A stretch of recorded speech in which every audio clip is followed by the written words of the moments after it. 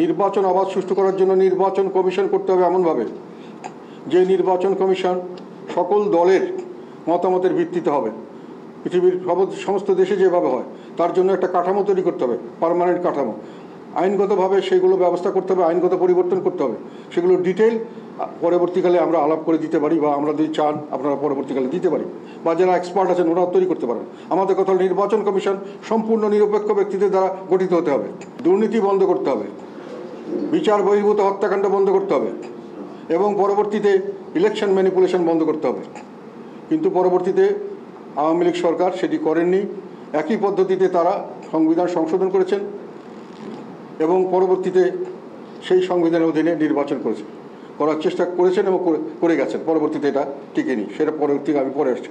ফলে এটা আমরা দেখতে পেলাম যে জনগণের বিপুল ভোটে নির্বাচিত হওয়ার পরে নির্বাচিত সরকার গণতান্ত্রিকভাবে পরিচালিত হচ্ছে না। নির্বাচিত সরকার পরবর্তী নির্বাচনকে নিজের কুক্ষিগত করার চেষ্টা করছে, জনগণের মন জয় না করে তারা প্রতিষ্ঠানকে দখল করে তারা ক্ষমতা যেতে চাচ্ছে।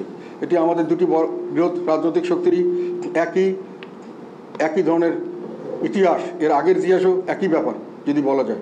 সেই কারণে আমরা ওনাদেরকে বলেছি যে এবার আমরা দেখতে চাই যে আপনারা দায়িত্ব নিয়েছেন, মানুষের প্রত্যাশা হলো আপনারা একটা সুষ্ঠু অবাধ নির্বাচনের ব্যবস্থা করবেন।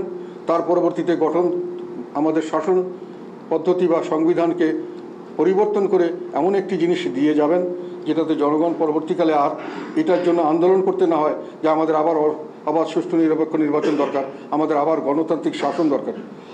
এটা আপনারা পারবেন বলে আমরা বিশ্বাস করি।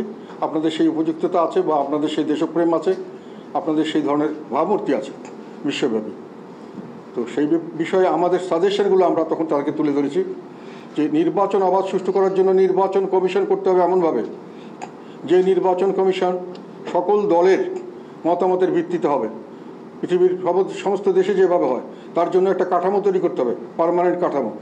আইনগতভাবে সেগুলো ব্যবস্থা করতে হবে, আইনগত পরিবর্তন করতে হবে। সেগুলোর ডিটেল পরবর্তীকালে আমরা আলাপ করে দিতে পারি, বা আমরা যদি চান আপনারা পরবর্তীকালে দিতে পারি, বা যারা এক্সপার্ট আছেন ওরাও তৈরি করতে পারেন। আমাদের কথা হল নির্বাচন কমিশন সম্পূর্ণ নিরপেক্ষ ব্যক্তিদের দ্বারা গঠিত হতে হবে, এবং তারা যাতে নির্বাচন কর্মকাণ্ডের সঙ্গে জড়িত প্রশাসন, পুলিশ ইত্যাদি যাতে কোনো দলীয়করণের প্রভাবিত না হয় তার জন্য তাদেরকে আগের থেকেই সেইভাবে বাছাই করতে হবে এবং সেইভাবে রিশাফল করতে হবে, যেখানে নিউট্রাল করতে হবে সব জায়গাকে। এবং এটা করার পরে যদি একটা পদ্ধতি, এটা যদি এখনকার পদ্ধতি আমরা মেনে চলি তাহলে এটা একটা পদ্ধতি।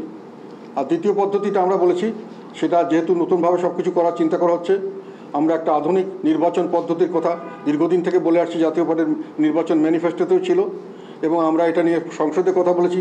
এটা নিয়ে আমরা ইলেকশন কমিশনে ওরা চেয়েছিল, আমরা তাকে অফিসিয়ালি প্রস্তাব পাঠিয়েছি। সেটা হলো আনুপাতিক হারে প্রতিনিধিত্ব নির্বাচন, proportional representation of voting system. এটা আপনারা পৃথিবীর বিভিন্ন দেশে এখন এই সিস্টেমে চলে যাচ্ছে। আমাদের মতো সিস্টেম আজকাল বলে হাতে গোনা 2-4টা দেশ ছাড়া আর কোথাও এই ধরনের সিস্টেম ফলো করা হয় না।